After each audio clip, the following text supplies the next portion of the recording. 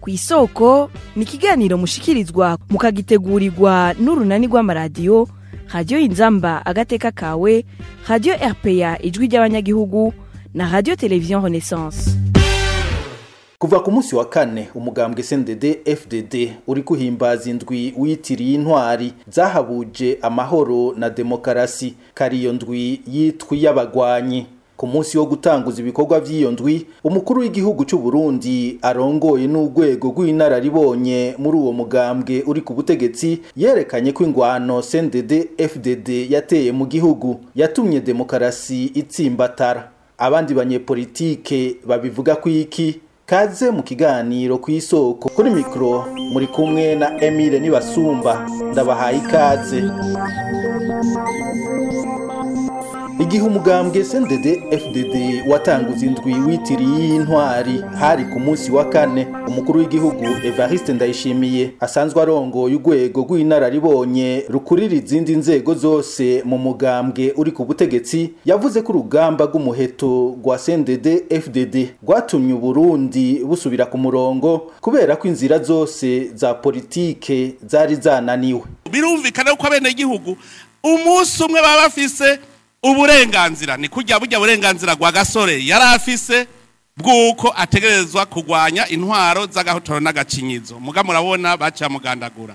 Ndadaye yaraje kugarukana demokarasi ati uko bigenda kose tuzogwana gushika dushitse. Muga kavuga ati twenti tuzogwana n'umuheto, tuzogwanisha politiki. Mwarabonye yuko nuvuga politiki ntaco ari kivuze, nta kindi cari gisigaye atari uko abene gihugu bonyene bavuga bati twigwaneko. Ubicishije ku muvugizi wawo Epitas Nshimirimana, umugambwe MSD wowo ubona ko CNDD-FDD yahemukiye abarundi bari bayizeye bakanayitangira. Twebwe muri MSD tubona ko ari ugusuzugura abarundi, kuko uwo mugambwe wahemukiye vy'indenzarugero. Abarundi bari bawizeye bakawuterera ikiguzi kitagira uko kingana kugira ngo ushobore gushika ku butegetsi. Ngaha muribuka ko igihe umuhari CNDD-FDD wagwana, abarundi sinzi bashesha amaraso yabo, ibintu vyabo vyahatikiriye.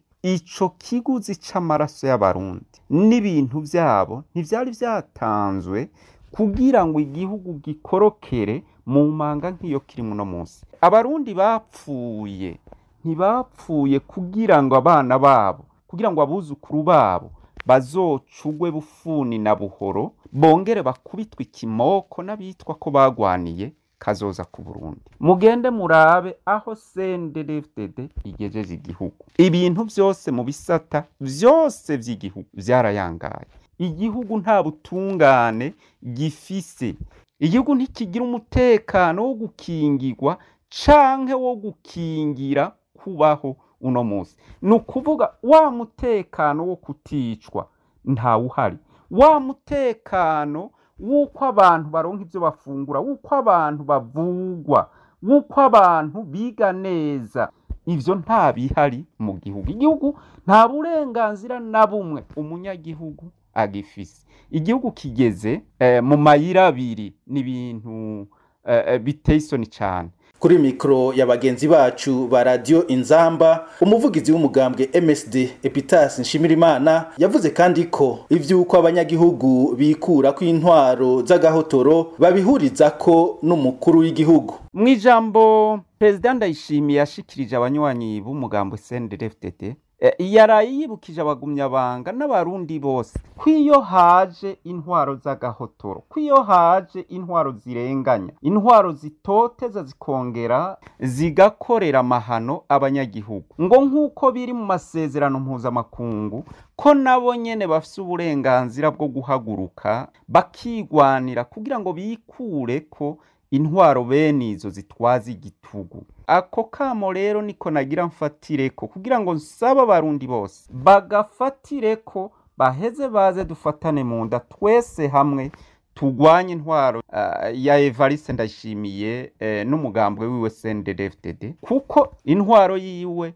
ni intwaro y'agahotoro, intwaro yiwe ni intwaro y'igikenye, ni intwaro y'akarenganya, ni intwaro yangaza igakorera ibidakorwa abarundi. Nico gituma rero twe tubona ko hariko hararengerana ko abarundi tuyikurako. Hanyuma nagira kandi mbonereho n'akaryo ko kuvunira akagohe abategetsi b'u Burundi kuva kuri Ndayishimiye, nibibuke ko abanyagihugu badashobora kuzobihanganira. Turazi ko umunsi urizina bazobereka ko banyotewe intwaro ya demokarasi, intwari nywanisha ikongera igatunganiriza abarundi. Nico gituma kahise k'ivyo bita urugamba kari gakwiye kuba karabigishije, kuko biboneka neza ko ataco bigeze bakigirako kandi ko ataco bagakuyemo. Vyari bitegekanijwe ko indwi yahariwe intwari yatunganijwe n'umugambwe CNDD-FDD